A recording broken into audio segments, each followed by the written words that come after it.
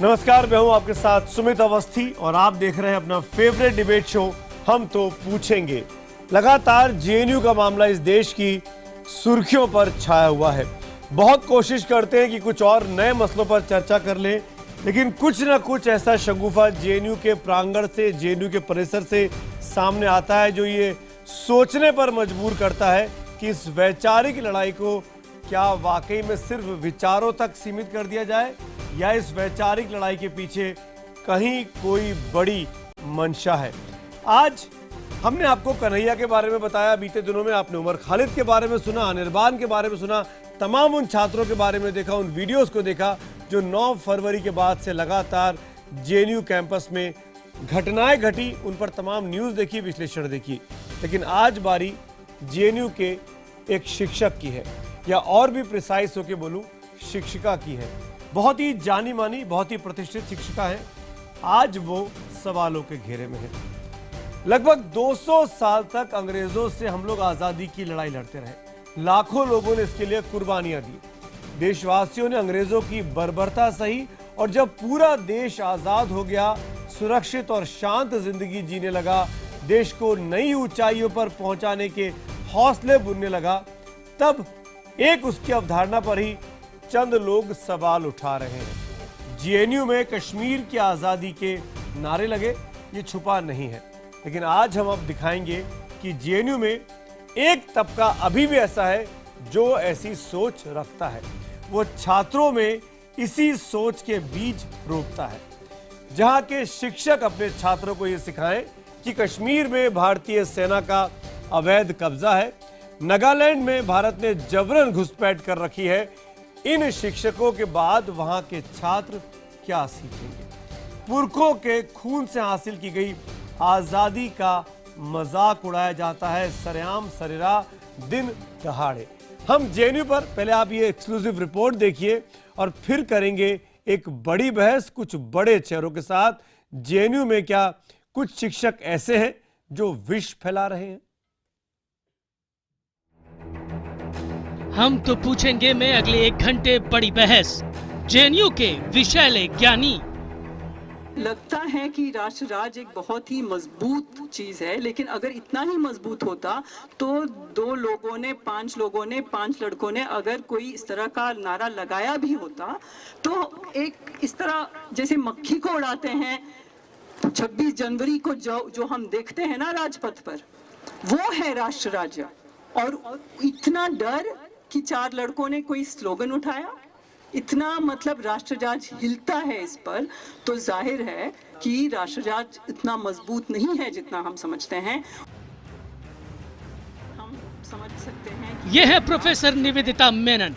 JNU के school of international studies में comparative politics और पॉलिटिकल थ्योरी पढ़ाती हैं और अपने ही देश की जमीन पर खड़े होकर वो अपने ही देश का एक आइडिया अपने छात्रों के सामने रख रही हैं। और आइडिया यह है कि जिस सैन्य शक्ति पर भारत गर्व करता है, असल में वो राष्ट्र की कमजोरी छिपाए रखने के लिए है। राष्ट्र के बारे में जेएनयू की इस प्रोफेसर का विचार अपने भाषण में और आगे बढ़ता है। और सुनिए अब जो वो कहने वाली है, जिसमें वो बताने वाली है कि असल में टैंक कानून की जरूरत इस राष्ट्र को क्यों पड़ी। मणिपुर एक कॉन्स्टिट्यूशनल मोनार्की बन गया था, लेकिन विद इन मंथ्स मणिपुर के राजा को यानी कि हेड ऑफ स्टेट को गिरफ्तार किया गया और मणिपुर को मर्जर के लिए जबरदस्ती उसको मर्ज किया गया इंडिया के साथ। जाते ही इंडियन राष्ट्र राज्य ने नागा टेरिटरी को अपना डिक्लेयर किया और शायद सबसे पहला one of the first acts of the independent Indian government was to actually aerially bomb Nagaland.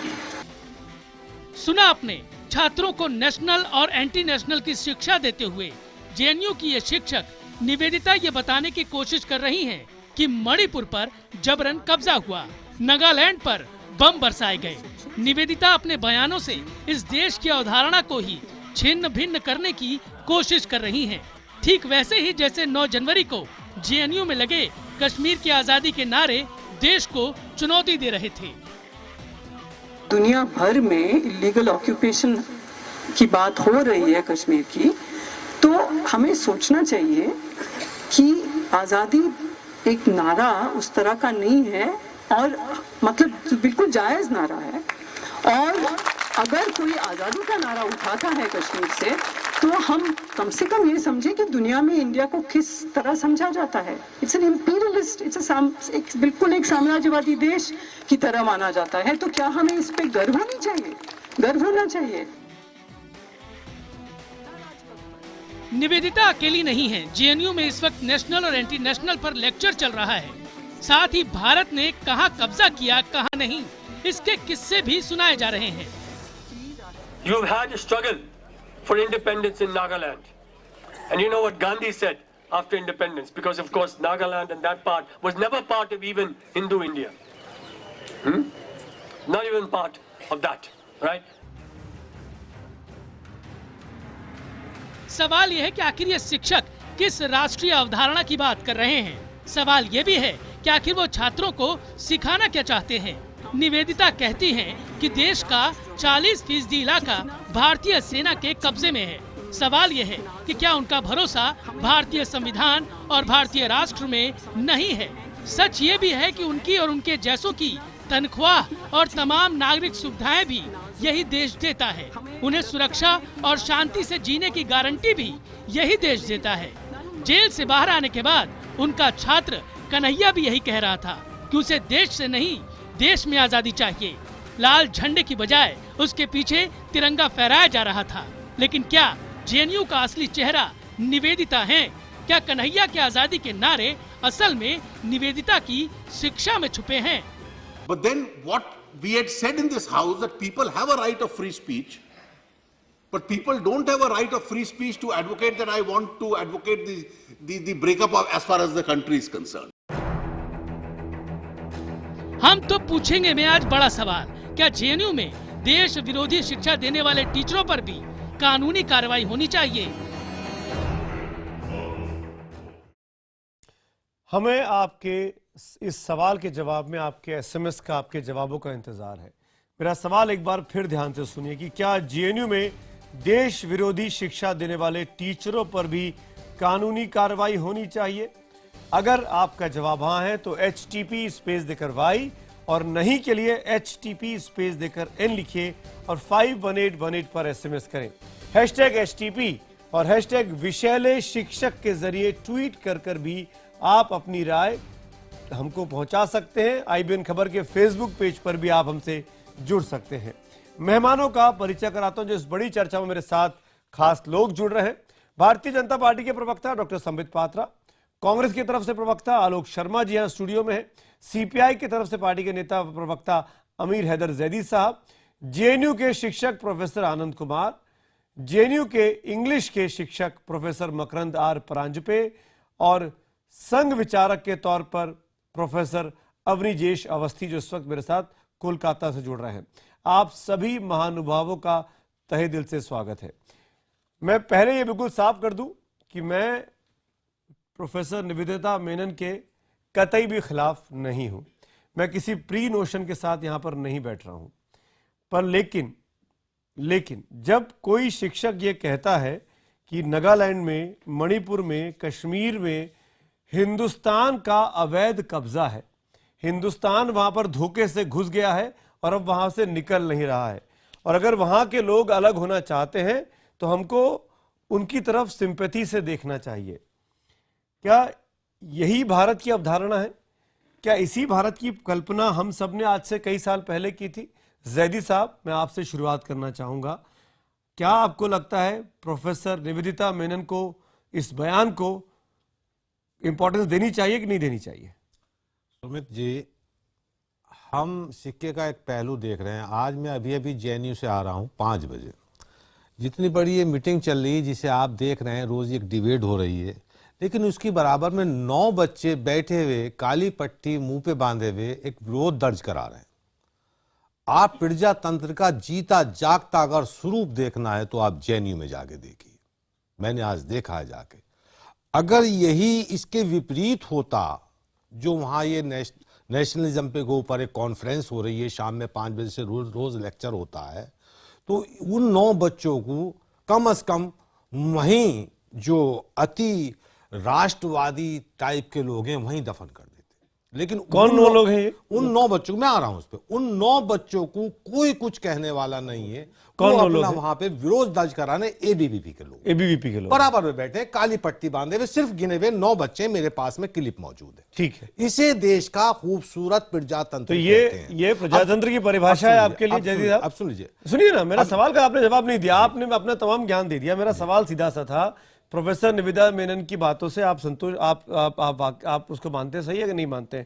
आप जवाब मत दीजिए, आप बचना नहीं, मैं जवाब दे रहा हूं। आप बचना चाह रहे हैं, आप बचना चाह रहे हैं, आप जवाब नहीं देना चाह रहे। नहीं, उस बात को मुझे कहना था, पॉजिटिव बात भी दिखानी चाहिए। नहीं, ये पॉजिटिव बात, उस बात ये पॉजिटिव बात है। ये कि पॉजिटिव निवेदिता मेनन 300 बच्चों के बीच में खड़े होकर कश्मीर में सेना के अवैध कब्जे की बात कहती हैं। ये सीपीआई की औपचारिक लाइन है। सुमित जी, मैं अब अपनी लाइन पे आ रहा हूं, वो मुझे कहना था। मैंने कहा हमारा मानना है कश्मीर भारत का अभिन्न अंग है, यही कश्मीर नहीं, ऑक्युपाई कश्मीर भी हमारा अभिन्न अंग है। ये हमारी पार्टी की लाइन है। आपको और हम इस पे निवेदिता मेनन को क्रिटिसाइज करने में हम और कितने मिनट लेंगे? आप सुन लीजिए, हम और कितने मिनट लेंगे? हम उनकी उस आइडियोलॉजी से बिल्कुल सहमत नहीं है। हमारी पार्टी सहमत नहीं है। 3 मिनट के बाद सहमत नहीं। 3 मिनट के बाद ये लाइन ली। चलिए, अब मैं आपसे आप ही से अगला सवाल करता हूं, फिर मैं डिबेट को ओपन करूंगा। क्योंकि लेफ्ट की विचारधारा को रिप्रेजेंट करता है कन्हैया कुमार, और वो अपनी बात को पुरजोर तरीके से कहता है बार बार कि मुझे देश से नहीं, देश में आजादी चाहिए। आज आप भी क्लियर करते हैं कि आपको भी कश्मीर के मामले पर जो निवेदिता मेनन की राय, आप उससे संतुष्ट नहीं है। मुझे एक बात बताइए जैदी साहब, अगर वाकिफ उनकी राय से आप संतुष्ट नहीं है, उनकी राय आपकी पार्टी की आइडियोलॉजी के खिलाफ की राय है, ऐसे लोगों को जो ये 50 बच्चों को या 500 बच्चों को या 5000 बच्चों को न जाने कितने सालों से पट्टी पढ़ा रहे हैं कि ये भारत का अवैध कब्जा है कश्मीर में, नागालैंड में, मणिपुर में, ऐसे लोगों को माफ कर देना चाहिए। ऐसे लोगों को प्रजातंत्र की बड़ी पिक्चर की खातिर, बड़े दिल की खातिर माफ कर देना चाहिए, अलाउ कर देना चाहिए। देखिए, उनका पूरा भाषण सुने हुए मैं और इससे ज्यादा कुछ नहीं कह सकता, जब तक मुझे नहीं पता उन्होंने किस परिप्रेक्ष्य में पूरा भाषण दिया है। नहीं, मैं बचने की बात इंटरव्यू का, उस भाषण का पूरा भाषण मैक्सिमम हिस्सा दिखा दिया मैंने। अब सुन लीजिए, आपको मैं बताऊं, अब राजनीति की अगर परिभाषा मैं नहीं पढ़ी, मैं भी पॉलिटिकल साइंस का स्टूडेंट हूं, राजनीति में यह कहा जाता है, सुन लीजिए, परिभाषा यह है कि राजनीति धनी वर्ग द्वारा निर्धन वर्ग के शोषण का हथियार है। क्या अगर राजनीति की यही परिभाषा है तो क्या सारे राजनीतिज्ञ गरीब लोगों का शोषण कर रहे हैं? राजनीति की यह भी परिभाषा है कि राजनीतिज्ञ जो होता है वो कुल्हाड़ी के समान होता है। आप मुझे दक्षिण का जवाब दे रहे हैं, लकड़ी के गट्ठे के समान होता है। मैं आपसे उत्तर पूछ रहा हूं जैदी साहब, आप दक्षिण का जवाब दे रहे हैं। क्या इस परिभाषा आप जवाब नहीं देना चाह रहे हैं? आप जवाब नहीं देना चाह रहे हैं? क्या ऐसे शिक्षक, नाम है जवाब नहीं, क्यों नहीं हो सकता? नहीं, ऐसे शिक्षक जो देश को तोड़ने के बारे में पढ़ाते आ रहे हैं, न जाने कितने सालों से, न जाने कितने लोगों को पढ़ा चुके हैं, कितने कन्हैया कुमार को तैयार कर चुके हैं, क्या ये जायज है? हाँ या ना? है ना? जब तक नहीं, जब तक उसका हम उसकी उस आइडियोलॉजी का समर्थन नहीं करते, कश्मीर से लेकर कन्याकुमारी तक आप देश के सामने, जनता के सामने आपकी सही तस्वीर आ रही है, मैं माफी के साथ कहूंगा। लेकिन वो किस परिप्रेक्ष्य में उस बात को कह रही है, इस बात का जवाब तो वो दे सकती है, इस बात का जवाब मैं नहीं दे सकता। अरे मैं तो आप ही की बात कर रहा हूं, मैं तो आपकी पार्टी की बात कर रहा हूं। मैं तो चाहता था कि मैडम आए, हमने उनको अप्रोच भी किया, लेकिन उन्होंने जवाब ही नहीं दिया। वो मेरी पार्टी की मेंबर भी नहीं। मैं तो उसकी बात ही नहीं कर रहा, मैं आपकी पार्टी की राय जानना चाह रहा हूं कि ऐसे लोग जो पीढ़ियों से न जाने कितने लोगों को तैयार कर रहे हैं भारत के विरोध बातें सिखाते हुए, क्या ये जायज है? क्या इन लोगों पर कानूनी कार्रवाई होनी चाहिए या नहीं होनी चाहिए? जो भारत विरोधी काम करता, भारत विरोधी नारे लगाता है, भारत के खिलाफ कुछ भी काम करता है, हम उसके सख्त खिलाफ है। कोई भी हो, कोई भी हो, कोई भी हो, कोई भी हो, हम उसे अरुंधति रॉय भी हो, कोई भी हो, कोई भी हो, बिल्कुल नाम लेके बोलिए, हम बर्दाश्त नहीं करते। आनंद कुमार साहब, now the debate is open. Anand Kumar ji, मैं पहले आपके पास आ रहा हूं, आप खुद शिक्षक हैं, आप खुद जेएनयू में रहते हैं, वहीं पढ़ाते हैं। आनंद कुमार जी, मैं आपसे जानना चाहूंगा, इस तरह की राय पर आपकी राय क्या है जो हमने निवेदिता मेनन जी के मुंह से सुनी? देखिए, मेरा जवाहरलाल नेहरू विश्वविद्यालय से पहले विद्यार्थी के नाते रिश्ता रहा 70 के दशक में, और फिर मैं पिछले 2.5 दशक से वहाँ का समाजशास्त्र का अध्यापक रहा हूँ। अभी पिछले साल मैंने वहाँ से अवकाश लिया है।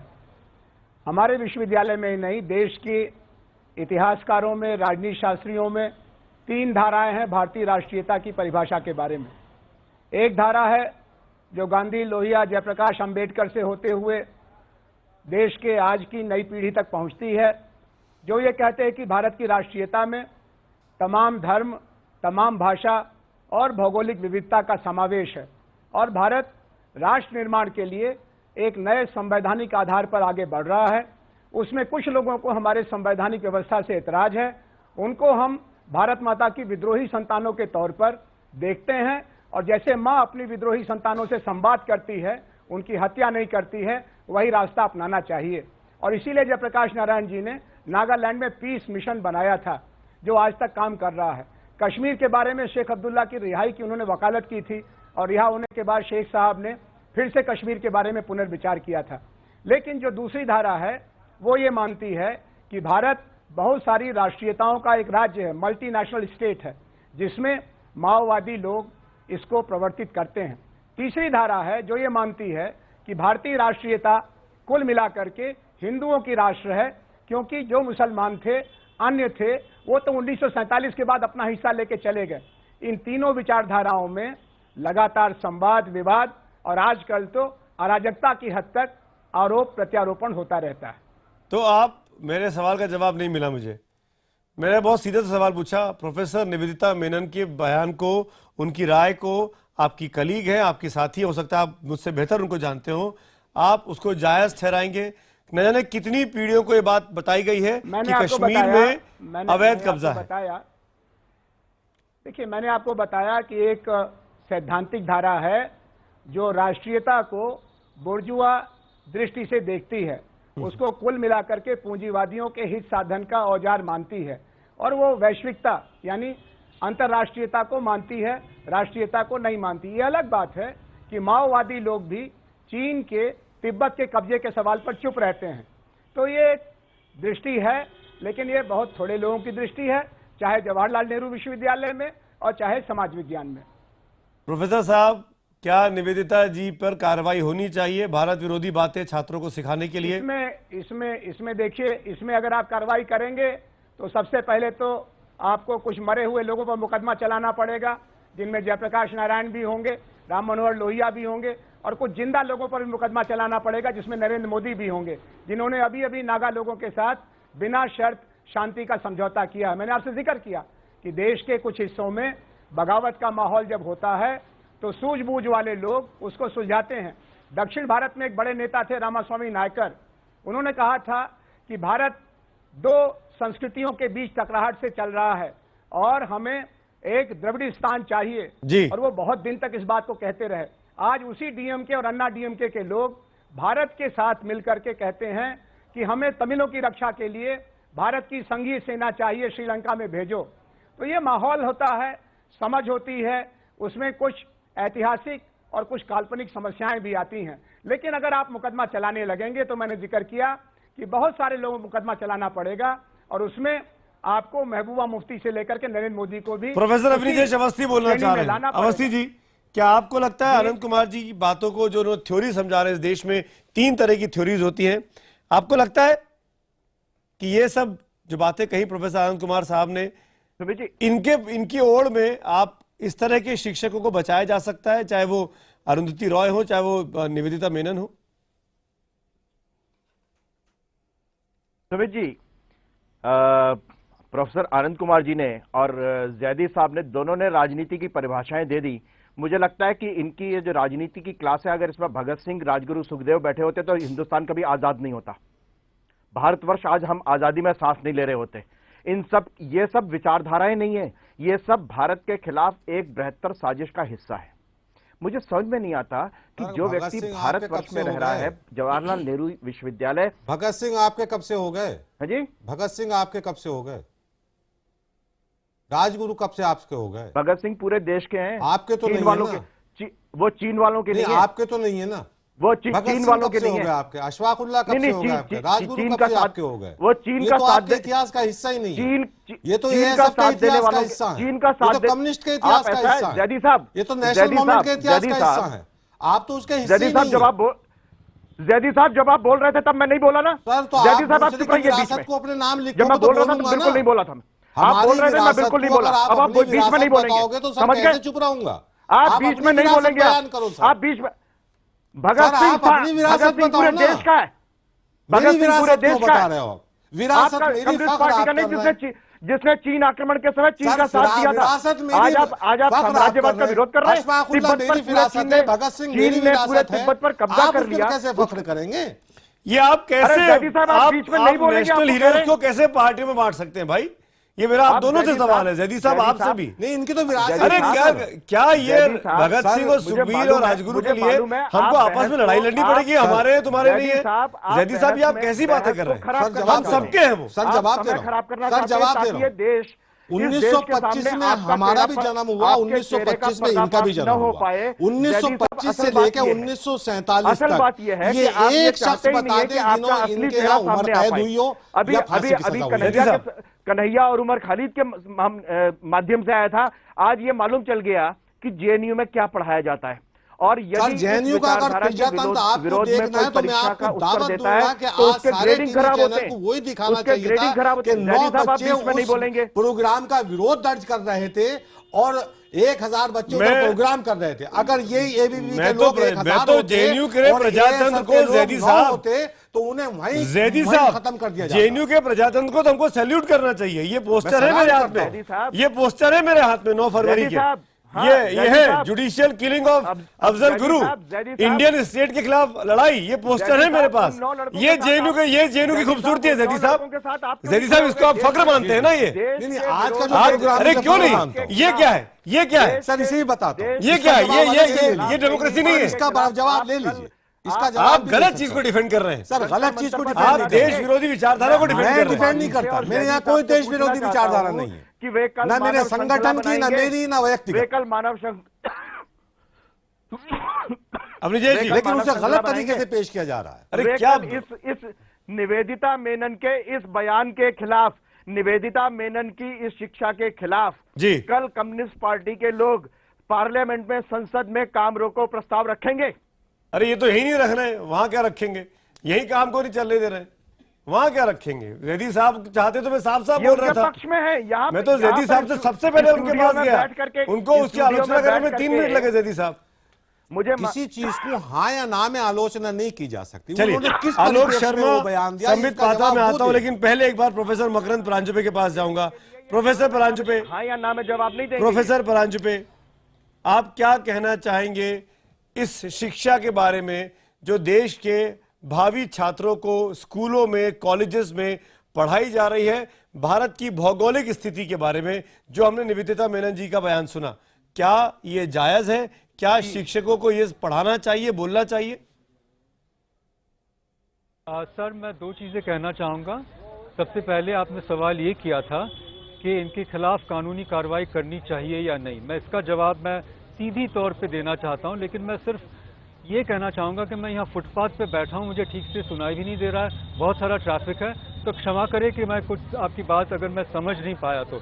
लेकिन मैं ये कहना चाहता हूँ कि अगर किसी ने भी इस देश में कोई भी कानून का उल्लंघन किया हो तो जो कानून के रक्षक है, पुलिस हैं, वो कार्रवाई करेंगे। इसकी चर्चा ना तो मीडिया में होनी चाहिए, ना इसका निर्णय मीडिया में होगा कि किसके खिलाफ कानूनी कार्रवाई की जाए। ये मेरा पहला पॉइंट है। मैं कभी भी मेरे सहकर्मी के खिलाफ कोई भी कानूनी कार्रवाई करने के लिए रजामंद नहीं हो सकता जब तक कि पूरे सबूत नहीं आते। और उसके बाद भी मैं यही कहूँगा कि ये काम मेरा नहीं है, बल्कि मैं तो मेरे सहकर्मी के साथ खड़ा हो जाऊँगा कि स्टेट की कोई भी ताकत इनको सप्रेस न करें बेबुनियादी अधिकारों पर, सबूतों पर। तो एक तो बात यह है कि दूसरी बात यह है कि क्या मैं इनकी विचारधारा से सहमत हूँ? मैं नहीं सहमत हूँ। क्या मैं ये सहमत हूँ कि ऐसे बच्चों को पढ़ाया जाना चाहिए बगावत के बारे में? नहीं, मैं इससे सहमत नहीं हूँ। लेकिन मुझे ये पता नहीं है कि वो अपने क्लासेस में क्या पढ़ाती हैं, तो इस पर मैं टिप्पणी बिल्कुल नहीं देना चाहता हूँ। क्योंकि एक क्लास रूम जो होता है उसमें एक तो जो सिलेबस है, यानी जो पाठ्यक्रम है, उसको छोड़ के पता नहीं दूसरी चीज़ें हम लोग ज़्यादातर तो कहते नहीं हैं कि हम वहाँ उसको वो जगह नहीं मानते कि अपने पूरी पॉलिटिकल ओपिनियंस स्टूडेंट्स के क्या कहते हैं ठोस के उनके केवल ठोस के मकरंद जी केवल सिलेबस की बात, केवल सिलेबस की बात नहीं हो रही है।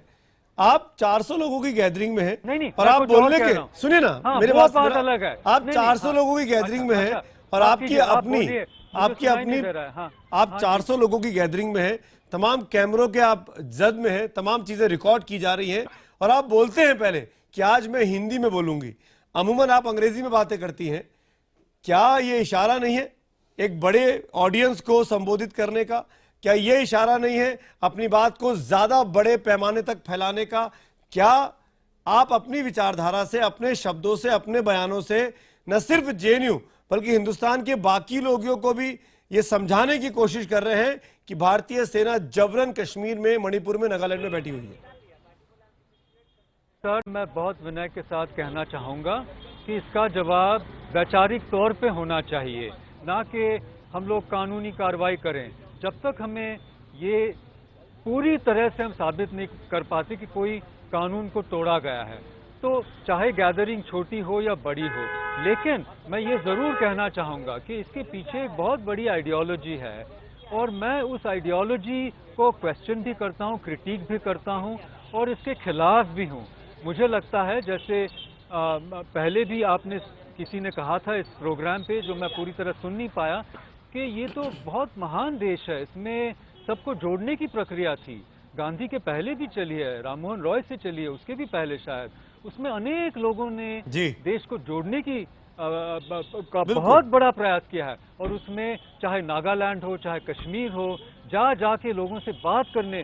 किसी ने कहा अभी, मेरे ख्याल से आदरणीय आनंद जी ने कहा कि जेपी जी ने वहाँ शांति प्रस्तावना नागालैंड में करी थी। ऐसे बहुत से लोगों ने ये काम किया है। तो मैं तो शांति के पक्ष में हूँ, हमको सबके साथ जाके बात करनी चाहिए। शांति के पक्ष में तो शायद प्रोफेसर निवेदिता मेनन भी होंगी, लेकिन हम एकता की बात भी कर रहे हैं, शांति और अनेकता की बात नहीं कर रहे हैं। नहीं, मैं एक बात कहना चाहता हूँ कि ये जो भारत है, इंडिया है, ये एक इन्विटेशन है, ये सबको शामिल करने का इसमें एक आमंत्रण है। तो हम बातचीत के जरिए प्रॉब्लम्स बहुत हद तक सॉल्व कर सकते हैं। संबित पात्रा, आलोक शर्मा, तो देश तोड़ो, पॉलिटिकल डिबेट, पॉलिटिकल गेस, सीधे तोड़ो के मैं देश तोड़ो के बिल्कुल खिलाफ हूँ, ठीक, नारेबाजी के भी खिलाफ हूँ और ये विचारधारा के भी खिलाफ हूँ। आप खिलाफ है, लेकिन आप कार्रवाई नहीं करना चाहेंगे, आप कहेंगे आप उनके आगे ओट बना के खड़े हो जाएंगे, कानून का काम करना चाहिए। लेकिन मकरन जी, इस देश में तोड़ा है, ये मैं जानना चाहूंगा। हाँ, कानून कौन सा तोड़ा है? कानून क्योंकि अगर आप ये तानाशाही लगा करेंगे ना, तो ये ठीक नहीं। ठीक है, आपकी बात जायज, तो शायद यही हमारे लोकतंत्र की खूबसूरती है कि हम यहाँ पर बैठकर अफजल गुरु, जिसको सुप्रीम कोर्ट आतंकवादी बोलकर फांसी की सजा दे चुका है, उसकी फांसी हो या ना हो, उस पर भी हम इस देश में डिबेट कर लेते हैं। ये इस देश की खूबसूरती है, ये इस देश की एक लोकतंत्र की खासियत है। लेकिन संबित पात्रा, आलोक शर्मा, मैं आपके पास आना चाहूँ।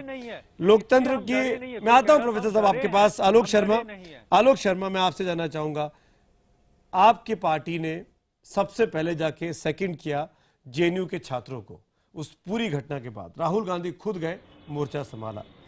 आज आपको पता लग रहा है कि वहां के शिक्षक एक ऐसी बात सिखा रहे हैं जिससे वहां के छात्र भारत विरोधी चीजें सीख रहे हैं। आज आपको लगता है कि राहुल गांधी ने 15 तारीख को जाकर जेएनयू में 16 तारीख को जाकर गलती कर दी थी, या आज भी आपको लगता है कि वहां जाना चाहिए और इस तरह की शिक्षा जो मिल रही है वहां के छात्रों को, उसको एंडोर्स करना चाहिए?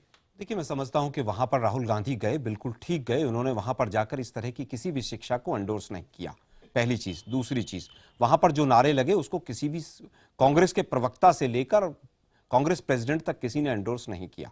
माननीय राहुल गांधी जी ने संसद के पटल पर भी कहा कि जो लोग जिन्होंने ऐसे नारे लगाए हैं उनके खिलाफ सख्त से सख्त कार्रवाई कीजिए। लेकिन मैं जानना चाहता हूं, वो 8 लोग, 10 लोग, 12 लोग जितने भी थे, जिन्होंने मास्क लगाकर जिन्होंने इस तरह के नारे लगाए, वो आज तक पुलिस की सलाखों के पीछे क्यों नहीं है? इसका जवाब हमें नहीं मिला है। जो कहते थे कि हमारे पास पूरे तथ्य हैं, हमारे पास तमाम सबूत हैं कि हाफिज सईद से लिंक हैं, आज वो खामोश क्यों हैं? वो पीठ दिखाकर क्यों भाग रहे हैं? मैं जानना चाहता हूं कि आज जिस तरह का माहौल वहां पर है, क्या उसको कोई भी पार्टी सपोर्ट कर सकती है? क्या कांग्रेस कह रहे हैं कि वो जो 6-7 छात्र लगा रहे थे नारे, मुंह पे कपड़ा बांधकर, संबित पात्रा जाके उनको पकड़े? नहीं, संबित पात्रा तो नहीं। कौन पकड़ेगा उनको? नहीं, संबित पात्रा तो केवल जुबान। क्या इस देश से आपके 10 सालों में कोई और भगोड़ा नहीं हुआ? अरे सर, सुन लीजिए ना, संबित पात्रा जी तो केवल चैनल पे बैठ के जुबानी बम फोड़ सकते हैं, इसके आगे कुछ नहीं कर सकते हैं। जहां सरकार की बात आएगी वो बीजेपी के प्रवक्ता बन जाएंगे, जहां बीजेपी की बात आएगी वो सरकार की तरफ से बयान देना शुरू कर देंगे। मैं केवल ये कहना चाहता हूं, क्या गृह मंत्री ने जो बयान दिए थे आज वो बयान पर कायम है अपने? आप माननीय राहुल गांधी जी के ऊपर प्रश्न उठा रहे हैं। माननीय राहुल गांधी जी ने बार बार कहा है कि जिन्होंने इस तरह के नारे लगाए हैं उनको आप सलाखों के पीछे भेजिए। आप तो कह रहे थे कन्हैया के खिलाफ हमारे पास तमाम सबूत हैं।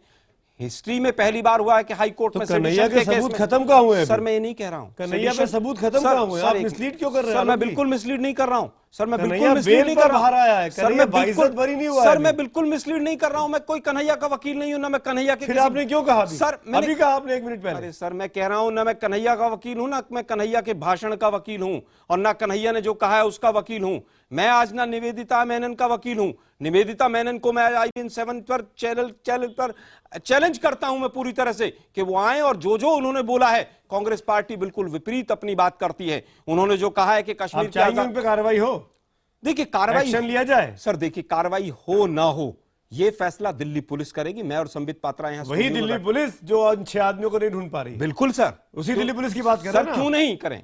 क्या वो दिल्ली पुलिस से भरोसा? अरे सर वो बस्सी साहब जो सुबह कहते थे कि मेरे पास तमाम सबूत है, शाम को रिटायर हो गए। अरे सर रिटायर हो गए, चले गए बस्सी साहब। मैं वही कह रहा हूं सर, वो रिटायर हो गए, उनसे पहले उनसे जवाब लेना चाहिए था कि आपने जो बयान दिए थे वो कहां है आज? कौन से बयान? जो भी बयान उन्होंने दिए थे, मेरे पास तमाम सबूत हैं और ये हो जाएगा और वो हो जाएगा। अरे तो आपने हाईकोर्ट के जजमेंट को नहीं पढ़ा आपने? सर मैं जो बेल दी गई, सर बिल्कुल बेल दी गई। फिर मैं हाईकोर्ट के जजमेंट पे नहीं जाना चाहता हूं बीजेपी के प्रवक्ताओं की तरह। बात कर रहे हैं जैसे भाई साहब बरी हो गया। सर मैं बीजेपी के वापस सर मैं सुमित सर मैं बीजेपी के प्रवक्ताओं की तरह हाईकोर्ट के जजमेंट पे नहीं जाना चाहता हूं और ना ही मैं स्टूडियो में आप ये क्यों इंप्रेशन दे रहे हैं कि कन्हैया कुमार बाहर आ गया और पुलिस कोई सबूत पेश नहीं कर पाई? सर मैं कन्हैया जेल में भी रहा कई दिनों तक। मैं कन्हैया इनोसेंट है या नहीं है ये कोर्ट तय करेगा। आलोक शर्मा कैसे तय कर देंगे? सर मैंने नहीं कहा। आपने कहा? मैंने बिल्कुल नहीं कहा कि वो इनोसेंट है। मैं तो बार बार कह रहे हैं। अरे सर मैं बस्सी साहब के ऊपर 10 बार सवाल उठा रहा हूं और आगे भी उठाऊंगा कि उन्होंने अपना काम जिस तरह से करना चाहिए था उन्होंने नहीं किया। और बीजेपी के प्रवक्ता, अरे सर बीजेपी के प्रवक्ता जो चैनल पर मुस्कुरा रहे हैं, देश देख रहा है। आप बीजेपी को प्रोवोक कर रहे हैं? सर प्रोवोक नहीं कर रहा हूं। मुझे केवल ये बता दीजिए, अगर निवेदिता जी के ऊपर एक्शन होना चाहिए था, आपकी सरकार है, आप तो रोज बैठकर टीवी चैनल्स पर राष्ट्रवाद की नई नई परिभाषाएं दे रहे हैं। 22 तारीख को उन्होंने भाषण दिया था, आज तक वहां के वाइस चांसलर या रजिस्ट्रार ने शोकॉज नोटिस क्यों नहीं दिया है? बीजेपी के प्रवक्ता महोदय उत्तर दें। जवाब दिए संबित पात्रा। मैं एक एक करके जवाब देता हूं। पहली बात है कि देखिए जब द्रौपदी का चीरहरण हुआ था ना, उस समय बहुत बड़े बड़े लोग, जिनको कहानियां मत सुनाइए, जेएनयू पे आइए, शोकॉज नोटिस क्यों नहीं दिया? ऐसे बहुत बड़े बड़े लोग वहां मौजूद थे और वो देखते रहे, वो कुछ किया नहीं। कहानी मत सुनाइए, महाभारत सुनने नहीं आए हम आपसे। ने क्या 6 लोग और बैठे हैं स्टूडियो में। सुमित जी एंकर कौन है? आलोक जी, आलोक जी ये राहुल गांधी एंकर हैं। ये राहुल गांधी पे चले गए मुद्दे पे बीजेपी मैं आपके समय नहीं चिल्ला रहा, नहीं करता। आप बैठिए। आलोक जी आपने कई बार बीजेपी पर सवाल खड़े किए। बैठ जाइए, बैठ जाइए, बैठ जाइए। ये सब जो एंटीक्स है चिल्ला चोट करने का घर में करिएगा, यहाँ नहीं। ये सब ड्रामा घर में करिएगा, ये ड्रामा घर में करिएगा, यहाँ ड्रामा करने का आपको बुलाया नहीं गया। आप लोग ड्रामा कर रहे हैं। आप चुपचाप बैठ के सुनिए। आपके समय में नहीं बोल रहा था, चुप होकर सुनिए। यहाँ ये ड्रामेबाजी बंद करिए, बंद करिए ड्रामेबाजी, बंद करिए। आलोक जी मेरी बात तो मानेंगे, बिल्कुल बंद करिए। ये ड्रामेबाजी बंद करके घर में आलोक जी मेरी बात तो मानेंगे। आपके बीच में मैं नहीं बोल रहा था, ये ड्रामेबाजी बिल्कुल बंद करिए। संबित आप बोलिए, संबित आप बोलिए। संबित चला जाता हूं सुमित जी। अगर बीजेपी का प्रवक्ता कह रहा है ड्रामेबाजी है तो मैं चला जाता हूं। संबित बोलिए, उसको रोकिए आप। आलोक जी आप बीच में प्रोवोक कर रहे हैं, आप ही ने सवाल आप चले जाइए, चले जाइए, बिल्कुल उठ के चले जाइए। आपको देश से चले जाना चाहिए, कांग्रेस पार्टी को बिल्कुल चले जाना चाहिए। संबित जी आप बोलिए, ये इतने दिन बैठे ड्रामा क्यों कर रहे हैं? संबित जी आप बोलिए, क्यों झेले आपको हम? संबित जी हम झेल रहे हैं, आप लोग क्यों उन 6-7 लोगों को नहीं पकड़ पा रहे हैं आज तक? जवाब दीजिए। बोल रहा हूं मैं, ये शांत हो जाए। मैं तो किसी के बीच में नहीं बोल रहा था, मैं अपना विषय रखना सरकार नहीं बन पाएगी। पात्रा है आलोक शर्मा, मैं शांति से अपना विषय रखना चाहता हूं। संबित पात्रा है कांग्रेस के प्रवक्ता आलोक शर्मा, नहीं ना? तो जवाब उनको देने दीजिए। नहीं संतुष्ट होंगे तो आप काउंटर करिएगा, मैं मौका दूंगा। जवाब दीजिए संबित पात्रा। पीडीपी के दबाव में हैं आप लोग। देखिए मैंने द्रौपदी के चीरहरण का उदाहरण क्यों दिया, मुझे बोलने दीजिए। मैंने इसलिए दिया क्योंकि जो बहुत बड़े बड़े लोग कहलाते थे ना, वो सब पकड़ में आए कि ये बिल्कुल कायर हैं, ये मदद नहीं कर सकते हैं मां भारती की। और आज वही हाल है। जब मां भारती की चीरहरण हो रही है यहां पे, आप इनसे सवाल पूछ रहे हैं। किसी ने कहा कि हां निवेदिता गलत है, 1 घंटे से मैंने डिबेट कहा चल रहा है, निवेदिता किसी गलत के है, मुंह मैं से बार-बार सच्चाई कह रहा हूं निकल रही है। निवेदिता गलत है। धिक्कार है, उसका एक वक्तव्य गलत है, मैं कह रहा हूं। ऐसे प्रवक्ताओं पे धिक्कार धिक्कार है, ऐसे आप प्रोफेसरों धिक्कार पे करने जो वाले कोई सच्चाई नहीं को है। देखते हुए आरएसएस और आंख बीजेपी बंद के लोग करके धिक्कार की बैठे। बात करें, अब मुझे शर्म की बोलने बात दीजिए, करें। मैं आपको तो उनको शर्म आनी चाहिए। आलोक जी प्लीज सर, धिक्कार का क्या मतलब है? राजनीतिक दल क्या भरोसा है? धिक्कार का क्या मतलब है? नहीं बोल रहा जी, था। आपको मौका मिलेगा। आलोक शर्मा जी, ये ड्रामा आप घर में करिएगा, मुझे बोलने दीजिए। अरे भाई, निवेदिता मेनन को मैंने पहले ही चैनल की इस माध्यम से कहा कि मैं चैलेंज करता हूं कि उन्होंने जो भी कहा है गलत कहा है। सुमित जी, आप जब मुझे बोलेंगे मैं बोलूंगा, इस प्रकार से मैं चिल्लाना नहीं चाहता। नहीं मानेंगे तो मुझे आपको स्क्रीन से हटाना पड़ेगा कुछ देर के लिए। प्लीज आलोक जी, मैं 25 बार आपसे बोल चुका हूं, let me conduct this. Sambit, आप अपनी बात पूरी करिए, फिर आनंद कुमार जी मैं आपके पास आ रहा हूं। संबित पात्रा। देखिए, समर शेष है नहीं पाप का भागी केवल व्याघ्र, जो चुप है समय लिखेगा उनका भी इतिहास। याद रखिए इस बात को, आज ये भारत उनका भी इतिहास लिखेगा जो भारत के साथ आज गद्दारी कर रहे हैं, भारत के पीठ पे चूरा भोग रहे हैं। अरे भाई, किस तरह की भाषा, किस तरह की डिबेट कराने की, जब से मैं प्रवक्ता बना हूं, चूरा भोग दिया, बहुत सम्मान करता हूं। ये बहुत सम्मानित का पाठ पढ़ा रही है। मैं आनंद जी से 2 बातें कहना चाहता हूं। अजीब सी बात है। मैं आलोक जी आपसे लड़ना नहीं चाहता हूं, मैं आनंद जी से 2 बातें मैं आनंद जी से 2 बातें करना चाहता हूं। प्लीज मुझे आनंद जी से बात करनी। आलोक जी ऐसे प्लीज थोड़ा सिविलिटी दिखाइए। नहीं, मुझे नहीं दिखानी, खासतौर पर बीजेपी को नहीं दिखानी है। एक बहुत बड़े हम सिविलियंस नहीं है बीजेपी के। आनंद साहब, मैं आपसे इतना ही कहना चाहता हूं, आप जानते हैं कि मैं कितना आपका सम्मान करता हूं।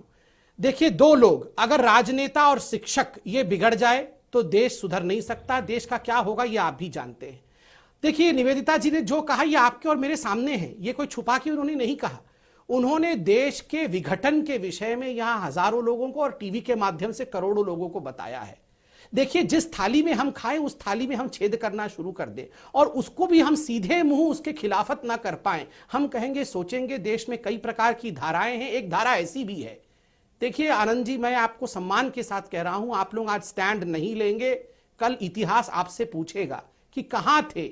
ये हिंदुस्तान टुकड़े पे टुकड़ा क्यों होते जा रहा है? वो हिंदुस्तान जो अफगानिस्तान तक था हमारे गलतियों से, हम जैसे लोगों की गलतियों से बट गया है। इसे बटने मत दीजिए आनंद साहब, आप प्रोफेसर हैं, आपकी प्रोफेसर महोदया ने गलती की है, मानिए इस बात को। आनंद कुमार साहब जवाब देना चाहेंगे? आपसे सीधा सवाल बीजेपी का। देखिए, बीजेपी के लोगों को याद करना चाहिए, संबित जी तब बीजेपी में शायद नहीं थे, स्कूल में रहे होंगे, कि जयप्रकाश नारायण को गद्दारी का सर्टिफिकेट देने वाले लोग थे। बीजेपी के लोगों ने कभी नैतिक साहस नहीं दिखाया और आज भी जो काम नरेंद्र मोदी अकेले करने की कोशिश कर रहे हैं, उसी की खिजलाहट में आप निवेदिता मेनन को फांसी पर चढ़ाना चाहते हैं। निवेदिता मेनन ने कोई नई बात नहीं कही है। ये लाइन भारत के बारे में, a state with multinationality, a state which is being oppressive in certain parts of the country, ये लाइन एक जमाने से चली आ रही है। लेकिन जैसा मैंने कहा कि जो बड़ी लाइन है, माफ कीजिएगा, उसमें गांधी, लोहिया, जयप्रकाश अंबेडकर की लाइन में गोडसे की लाइन नहीं मिलती है साथी। आनंद साहब, तो क्या हम उस दिशा में आगे बढ़ रहे हैं? सुमित जी, महाराष्ट्र अलग, राजस्थान अलग, तेलंगाना अलग, तमिलनाडु अलग, मणिपुर अलग, नागालैंड अलग, कश्मीर अलग, क्या हम उस बारे में आगे बढ़ रहे हैं? और कुछ दिनों के बाद पहले स्टेट अलग हो जाए, फिर शहर अलग हो जाए, फिर मोहल्ले अलग हो जाए, ये हम रूस की तरफ जा रहे हैं। समझना पड़ेगा, ये देश को बनाने और बचाने का मामला है। बाबा साहब अंबेडकर जिसकी सभी जय जय कर रहे हैं, उन्होंने भी एक समय में भारत के भविष्य के साथ दलितों का भविष्य नहीं देखा था। लेकिन फिर संवाद हुआ, भारत को अगर बनाना है तो टुकड़े टुकड़े करके कैसे बनाएंगे? देखिए आपकी, अरे आप इसको जरा धीरज से देख लीजिए, बाकी मुझसे बात मत पूछिए, क्योंकि ये भारत की रचना में बड़े धीरज की जरूरत पड़ी है, बड़ा अपमान सहा है, बड़ी मार पड़ी है। उसमें गांधी भी शामिल थे, उसमें जवाहरलाल शामिल थे, उसमें जयप्रकाश शामिल थे। इस समय अगर आप निवेदिता मेनन को फांसी पर चढ़ाना चाहते हैं, आपकी खुशी, लेकिन आप उस संवाद को बंद कर देंगे जिस संवाद के जरिए भारत बना है। प्रोफेसर साहब, भारत बना है, आप खुद कह रहे हैं, भारत का एक स्ट्रक्चर है, भारत के तमाम राज्य हैं, हर राज्य को अलग अलग कर दिया जाए, यही भारत निर्माण है, यही भारत का भविष्य है? नहीं, भारत के मेरे मित्र, भारत के संविधान में इसकी व्यवस्था है कि अगर कोई बड़ा राज्य है और उसमें अराजकता हो रही है, आंतरिक उपनिवेश बन रहे हैं, तो उनको पुनर्गठित किया जाए। अभी तेलंगाना और ये तो आजादी की बात हो रही है। तेलंगाना के प्रोफेसर साहब, कश्मीर में आजादी की बात हो रही है, अब आप उनकी वकालत की जा रही है। चलिए, पहले मैं नागालैंड विश्वविद्यालय में विजिटर नॉमिनी रहा हूं। नागालैंड में जाकर के पहले देखिए कि कैसे विश्वास अर्जन की धीरे धीरे प्रक्रिया मलहम लगाया जा रहा है, वरना एक पूरा लंप बना दिया गया था, उसको नेफा कहते थे। जी बिल्कुल। उसमें से 6 राज्य बने हैं, तो उस प्रक्रिया को हमको आगे बढ़ाना है और इसमें निवेदिता जी जैसे लोग या और भी जो लोग, सुब्रमण्यम स्वामी, महंत आदित्यनाथ, ये लोग जो बोलते हैं उसकी अनसुनी करनी चाहिए, संविधान के जरिए चलना चाहिए, कानून के जरिए। महंत आदित्यनाथ जो बोल रहे हैं वो भी गलत है और जो प्रोफेसर निवेदिता बोल रही है वो भी जायज नहीं है। संबित पात्रा, सहमत हूं, मैं आपसे सहमत हूं। मैं प्रोफेसर साहब से सर देखिए, क्योंकि देखिए प्रोफेसर आनंद एक प्रोफेसर हैं, स्वाभाविक रूप से यहाँ तू में और लड़ाई से नहीं, यहाँ विमर्श से हर विषय का हल निकलना चाहिए। प्रोफेसर साहब के एक बात से मैं सहमत हूं कि ठीक है, मलहम लगना चाहिए हर जगह, एक बड़ा देश है। कन्हैया तो आपकी पार्टी का है सर, हम समर्थन नहीं करते। नहीं, पर आपने रोका नहीं, हम समर्थन नहीं करते। कन्हैया ने उनको पकड़ा नहीं। सुन लीजिए, वहां पे जो पुलिस खड़ी थी, सादी वर्दी में पुलिस खड़ी थी, वैसी पुलिस खड़ी थी, एबीपीवी के लोग मौजूद थे, उन्होंने क्या कर रहे थे? आपके पुलिस गार्ड की रिपोर्ट में साफ हो गया कि वहां नारे लगे थे। कोर्ट ने खुद पूछा कि जो वहां साधारण पुलिस खड़ी थी वो क्या कर रही थी, उसने वीडियो क्यों नहीं बनाई? आमिर हैदर साहब, मैं आपकी बात से सहमत नहीं हूं। अगर वहां पर पुलिस ने कुछ नहीं किया तो हम कुछ गलत करेंगे, ये वहां सुन लीजिए सर, ये तर्क नहीं है, कुतर्क है। आप वापस आते हैं सर, 3-4 सवाल सामने आए। मैं जानना चाहता हूं पहली चीज तो कि वो 8-10 लोग, संबित जी ने बड़े चतुराई से उस सवाल को छुपा दिया कि वो 8-10 लोग आज तक क्या पीडीपी के जवाब में तो अभी तक खुले नहीं घूम रहे हैं, पहला सवाल। दूसरा, अगर 15 दिन के बाद भी हम आज यहां बैठकर टीवी पर डिबेट कर रहे हैं, निवेदिता को आज तक वहां के प्रशासन ने शो कॉज नोटिस क्यों नहीं दिया है? क्या हम उसको जबरदस्ती तो, सर एक मिनट, जबरदस्ती तो हम उसको हीरो नहीं बना रहे हैं। और अवस्थी साहब ने एक बहुत अच्छा सवाल पूछा, मैं उनसे एक सवाल पूछना चाहता हूं कि पीडीपी जो अफजल गुरु को हीरो बनाती है, उसके ऊपर आरएसएस क्या सोचती है? क्या बीजेपी को पीडीपी के साथ सरकार बनानी चाहिए? आरएसएस का क्या विचार है? यूनिवर्सिटी ऑटोनोमस है, इसके लिए आप सरकार को दोष नहीं दे सकते। अरे भाई, यूनिवर्सिटी ऑटोनोमस है लेकिन मिनिस्ट्री ऑफ एचआरडी के अंडर है पूरी तरह से। वाले सवाल पे तो बीजेपी और पीडीपी सरकार बना चुके हैं, आरएसएस ने। सर मैं वही तो कह रहा हूं, ये दोहरा राष्ट्रवाद जो है समझ नहीं आता। संबित पात्रा, इस बात का जवाब चाहिए की मदद करेंगे। संबित पात्रा, एक तरफ आप अपना जो अकॉर्ड बनाते हैं महबूबा मुफ्ती के साथ, उसमें हुर्रियत के साथ बातचीत की बात की गई है, वो हुर्रियत जो भारत से सेपरेशन की बात करती है। जवाब दीजिए संबित पात्रा। करता हूं कि कल आप इस विचार के खिलाफ वहां पर धरने पर बैठिए। मैं इसका जवाब देता हूं, सब लोग शांत हो जाएं, जवाब ठीक है। आप जेएनयू के अगर ऐसे नारों के खिलाफ रोज रोज धरने होने लगे, पार्लियामेंट में क्वेश्चन उठने लगे, तो रोज इस तरह के नकली हीरो जैसे खड़े हो जाएंगे। हाँ, शांत हो रोज नकली मेनन खड़े हो जाएंगे, कोई पत्रकार आएगा, कोई वकील आएगा, कोई नागालैंड को अलग करेगा। इनको ज्यादा तवज्जो देने की आवश्यकता नहीं है। सुन लीजिए, हो गया आप ही का सवाल, हुर्रियत कॉन्फ्रेंस, पीडीपी और बीजेपी पर दबाव। ठीक है, सब पे जवाब देता हूं। पहले पीडीपी पे देखिए, हमने कहा कि डेमोक्रेटिक इलेक्शंस डेमोक्रेटिक तरीके से, और मैंडेट जो 25 सीट 28 सीट है, कोई ऑप्शन है तो आप बता दीजिए। जहां तक क्यों गठबंधन होता है, मैं आज देखिए वुमेन्स डे पे मैं ये सवाल नहीं पूछना चाहता था, मगर मैं फिर भी पूछ रहा हूं। मैं आदरणीय सोनिया गांधी जी से पूछ रहा हूं। डीएमके, जिस पार्टी का नाम जैन कमीशन से उनके पति के हत्यारे राजीव गांधी पे आप जैन कमीशन पे चले गए, का नाम आया, फिर आप कहेंगे शांत रहिए, शांत रहिए, आपका उसके साथ सोनिया जी ने गठबंधन बनाया। आप बताइए, जो अपने पति के हत्यारे के साथ काम किया, उसमें क्या प्रॉब्लम है? क्या पीडीपी ने अफजल गुरु पर आपको क्लीन चिट दे दी है? आप बोलिए, जो पति के हत्यारे के साथ हाथ मिला सकती है, वो हमसे सवाल पूछने का जघन्य अपराध कर रही है। कभी नहीं कहा कि राजीव गांधी के हत्यारे जो थे वो हत्यारे नहीं थे, टेररिस्ट नहीं थे वो। डीएमके का नाम जैन कमीशन में आया कि नहीं? अरे भाई, जैन कमीशन को छोड़ दीजिए, राजीव गांधी के हत्या में नाम आया, हमने मान लिया। सोनिया गांधी जी ने फिर भी जाके कभी ये नहीं कहा कि जो हत्यारी, आप बताइए, वुमेन्स डे के दिन मैं ये पूछ रहा हूं, जो महिला अपने पति के हत्यारे के साथ हाथ मिला सकती है, वो हमसे ये सवाल कैसे पूछ सकती है? नहीं भाई, आप तो सत्ता में, आपसे कोई सवाल ही नहीं पूछ सकता है। बाकी सवालों सत्ता में है आप, आरएसएस के प्रोडक्ट हैं, आपसे तो कोई सवाल ही नहीं पूछ सकता। मैंने जवाब दिया ना। थोड़ा सोनिया जी से भी सवाल पूछ लीजिएगा आज जाके घर से, नहीं फोन करके सोनिया जी से मुझे नहीं समझ आ रहा कि आप राष्ट्रीय प्रवक्ता होकर तमाम चीजों पर व्यक्तिगत आरोप पर क्यों आ जाते हैं? इतना क्यों गिर जाता है? बार बार ये कहा गया कि स्टूडेंट्स का विषय स्टूडेंट्स पे जैसे ही मैं बोलता हूं ये ड्रामा करना शुरू कर देते हैं। इनके बीच में तो मैं नहीं बोल रहा आप व्यक्तिगत आरोप लगाएंगे, आप राष्ट्रीय प्रवक्ता हैं राष्ट्रीय पार्टी के, आप आरएसएस के विचारक नहीं है कि आप कुछ भी बोल देना चाहिए। टीचर्स का विषय टीचर्स पे छोड़ देना चाहिए। कल ये कहेंगे आतंकवादियों का विषय आतंकवादियों पे छोड़ देना चाहिए। कौन कह रहा है छोड़ देना चाहिए? लॉजिक है। कौन कह रहा है छोड़ देना चाहिए? कि स्टूडेंट हम तो बार-बार आपसे सवाल कर रहे हैं, शो कॉज नोटिस क्यों नहीं दिया? टेररिस्ट का विषय उस वाइस चांसलर से मिनिस्टर ने सवाल क्यों नहीं पूछा अभी तक? अरे आलोक जी, रजिस्ट्रार से सवाल क्यों नहीं पूछा? क्या आप उनको शो कॉज नोटिस क्यों नहीं दे रहे? इतना ड्रामा मत करिए भैया, आपके समय हम बोल रहे थे क्या? अरे भाई ड्रामे की क्या बात है? आप सवाल का एक का जवाब नहीं दे रहे हैं। पूरे तमाम दर्शकों का टाइम खराब कर दिया बीजेपी। थोड़ा सा भी थोड़ा बिहेवियर सीखिए। आप बैठे हैं, अरे भैया बिहेवियर मत जवाब दे रहा हूं। मुझे नहीं सीखना आपसे बिहेवियर। संबित पात्रा, नहीं नहीं, आप देखिए जिस तरह की नहीं है, शब्दावली मैं आपके का बीच में बोल रहा था जी इस्तेमाल कर रहे हैं। हम लोग कैसे बिहेव कर रहे थे, आप सबसे सीखिए। आनंद जी से मैं लड़ रहा हूं, मगर आनंद जी बीच में बोल रहे हैं, मैं आनंद जी के बीच में बोल रहा हूं। आपसे 3 सवाल पूछे, आपने एक का जवाब नहीं दिया। समय क्यों हो रहे हैं? समय खत्म हो रहा है। आलोक जी आपके सवाल का जवाब नहीं मिलेगा। डिबेट करिए ना प्लीज। आज आलोक जी पूछ रहे हैं, हम तो पूछेंगे। मैं आलोक जी सुन तो मैं भाग नहीं रहा हूं। लास्ट 30 सेकंड्स आपने कहा ना निवेदिता पे क्या हम एक्शन लेंगे कि नहीं।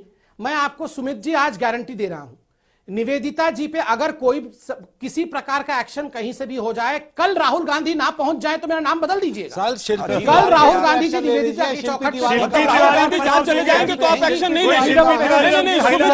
सुमित जी बीजेपी कितना हास्यास्पद बयान दे रही है कि जहां राहुल गांधी जाएंगे वहां डर के एक्शन नहीं लेंगे। लास्ट कमेंट मकरंद जी का। आप राहुल गांधी से राहुल गांधी वहां पहुंच जाएंगे इसलिए आप एक्शन नहीं लेंगे?